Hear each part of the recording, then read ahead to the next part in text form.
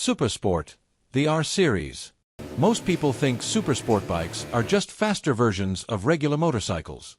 They're not. They're a completely different philosophy, and Yamaha's R Series is the purest proof of that.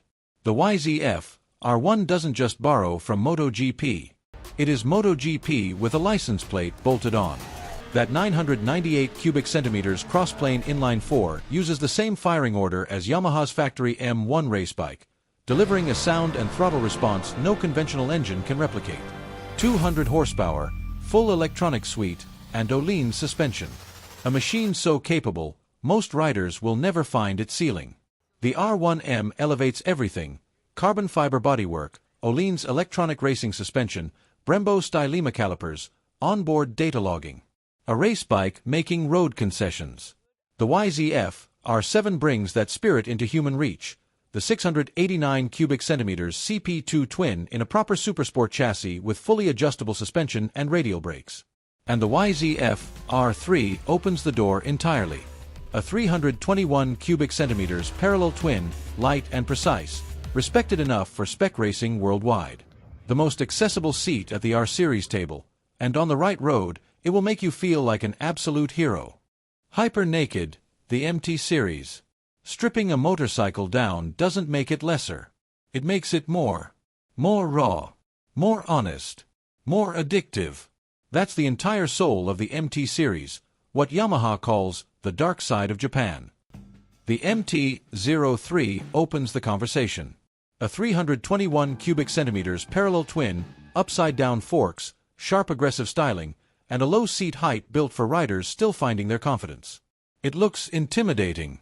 It rides forgiving. That gap between appearance and reality is exactly the point. The MT-07 is consistently one of the best-selling motorcycles on the planet, and it earns that position through its 689 cubic centimeters CP2 engine alone. A torque monster with neutral handling, USD forks, radially mounted brake calipers, and Yamaha chip-controlled throttle. Engineering that clearly loves what it builds. The MT-09's 890 cubic centimeters CP3 triple lunges rather than pulls, front wheel skyward on every gear change if you allow it. The SP adds Öhlins suspension for sharper precision. At the top, the MT-10 and MT-10SP take the R1's 998 cubic centimeters crossplane inline 4, strip the fairing, raise the bars, and unleash it. 200 horsepower. Nothing between you and the wind. These bikes don't get ridden casually, they ride you. Sport Heritage, the XSR Series. What if you didn't have to choose between timeless style and modern performance? What if a motorcycle could look like a 1970s cafe racer poster and still outperform 90% of bikes on a twisty road? That's not a hypothetical. That's the XSR Series. The XSR 700 is the distillation of that idea. Beneath the round headlight, brushed aluminum panels, and minimalist silhouette sits the exact same 689 cubic centimeters CP2 parallel twin and lightweight chassis as the MT-07. Nothing sacrificed for style. Performance fully intact, just wearing a far more beautiful suit. Commuters love it. Weekend riders love it. People who've never considered motorcycles stop and stare at it in car parks. That reaction is rarer than most manufacturers admit, and the XSR 700 earns it without trying. The XSR 900 presses harder. The MT-09's 890 cubic centimeters CP3 three-cylinder transforms the character entirely. More power, more presence, a deeper mechanical growl. Where the XSR 700 is the nimble cafe racer, the XSR 900 is the brawler wearing vintage clothes. Two bikes. One philosophy. Both proving the same irrefutable point, that style and substance, in Yamaha's hands, are never opposites. Adventure. The Tenere family. There's a dirty secret hiding inside most adventure bikes. They look ready for anything: tall windscreens, knobby tires, rally bodywork, but take them off pavement and the truth surfaces fast. They're touring bikes wearing costumes. Yamaha built the Tenere 700 as the direct antidote to that lie. This 689 cubic centimeters CP2 powered machine has earned genuine cult status worldwide through real capability, not clever marketing. Light, simple, and tough in the way only purpose-built machines are tough. Paris-Dakar Rally Heritage isn't decoration here, its structural DNA. Long travel suspension, a rally-style riding position, selectable sport and explorer throttle maps, and quad LED lighting designed for genuine exploration. Whether crossing a continent or hammering fire roads at sunset, the T7 never makes you feel like you've reached its limits. The Super Tenere ES answers with a 1,199 cubic centimeters parallel twin, shaft drive, electronic suspension, and hard side cases, built for riders who measure trips in countries, not miles. The XT250 strips everything back to honest simplicity, a 249 cubic centimeters air-cooled single with zero complexity. And the legendary TW200, with its fat balloon tires, floats over sand, mud, and snow that would stop almost anything else cold. Sport touring.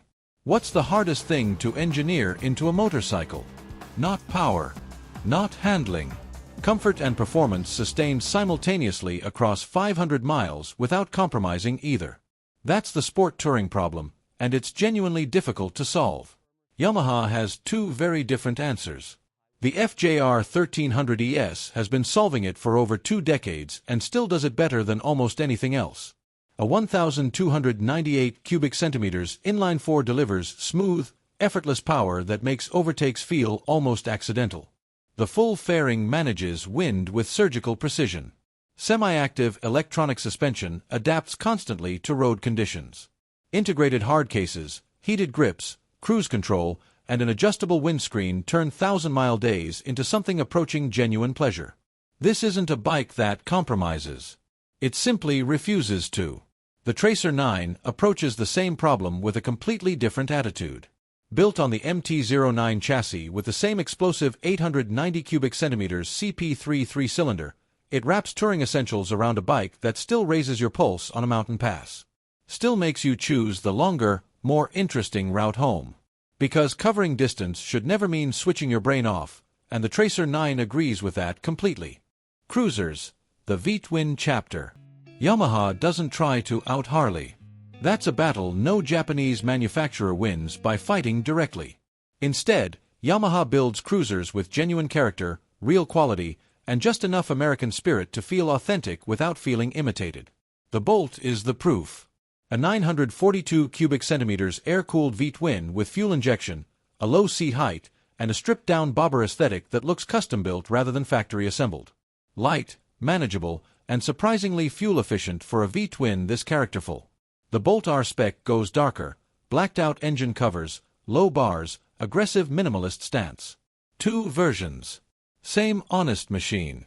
Built for riders whose style needs no explanation. The V-Star family maps the entire cruiser journey. The 250 is where new riders enter. Small, unthreatening, approachable. The 650 adds road presence and richer V-twin character. The 950 and 1300 push into genuine highway territory, relaxed and torquey at speed. The 1300 Tourer adds windscreen, saddlebags, and passenger comfort for weekend escapes built for 2. At the very top sits the Roadstar, a 1,670 cubic centimeters air-cooled V-twin, one of the largest engines Yamaha ever bolted into a street bike. It doesn't just rumble. It communicates directly through the seat of your riding pants. Scooters. Urban warriors. Nobody talks about Yamaha scooters the way they deserve. And that's precisely why the people who own them carry a quiet, knowing smugness about it. The XMAX surprises people most. Call it a scooter and watch an owner gently correct you. A 300 cubic centimeters liquid-cooled engine handles highway merges without hesitation. TFT display, traction control, ABS, spacious underseat storage, and a full windscreen that genuinely manages wind rather than redirecting it into your helmet. In Europe and Asia, the XMAX is a serious machine chosen by serious commuters who've done their research. It blurs the line between scooter and lightweight motorcycle, and on the right road, that line disappears entirely. The Zuma 125 enters with completely different energy. Fat chunky tires, high ground clearance, rugged styling that laughs at the potholes the XMAX would politely navigate around. A 125 cubic centimeters air-cooled engine that sips fuel and demands nothing except enjoyment. Front cargo rack, underseat storage, and a personality equal parts tough and charming. The Zuma isn't trying to be sophisticated. It's trying to be useful, fun, and utterly indestructible, and it succeeds on every single count. 2 scooters. One for the highway. One for the chaos. Both smarter choices than most people ever realize. Motocross, the YZ Competition Series. Everything Yamaha builds traces back to racing. It isn't a marketing angle for this brand. It's the foundation every other model is built upon. And nowhere is that truth more visible than inside the YZ competition lineup. The YZ65, YZ85, and YZ85LW are purpose-built two-stroke machines for young riders developing into racers. Not scaled-down toys, scaled-down race bikes. Proper suspension geometry, real competition components, genuine speed. The children who start on these bikes don't just learn to ride. They learn to compete. Many of them never stop. The YZ125 is a living legend. A 125 cubic centimeters two-stroke refined over decades into something approaching perfection, pure, light, and brutally demanding to ride fast. It rewards skill in ways four-strokes simply cannot replicate. The YZ125X adapts that brilliance for enduro and cross-country.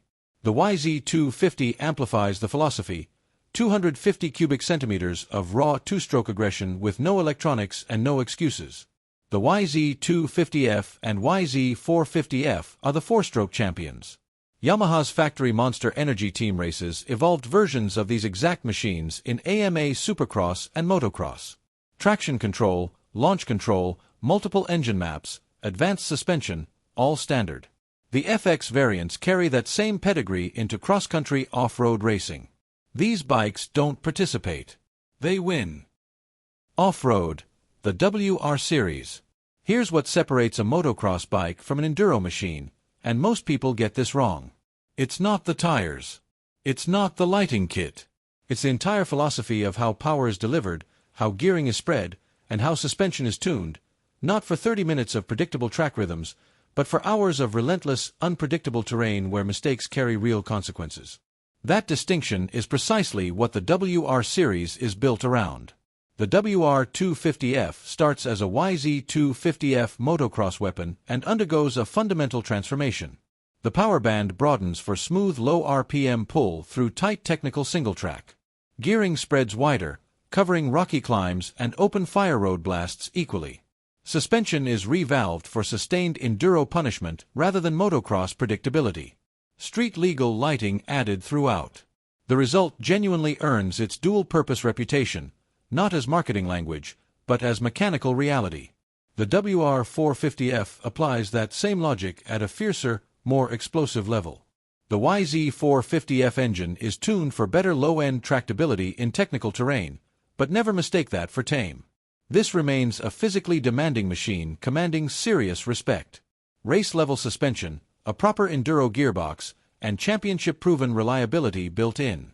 For extreme enduro and brutal desert racing, the WR450F remains one of the most capable tools ever made for unpaved ground.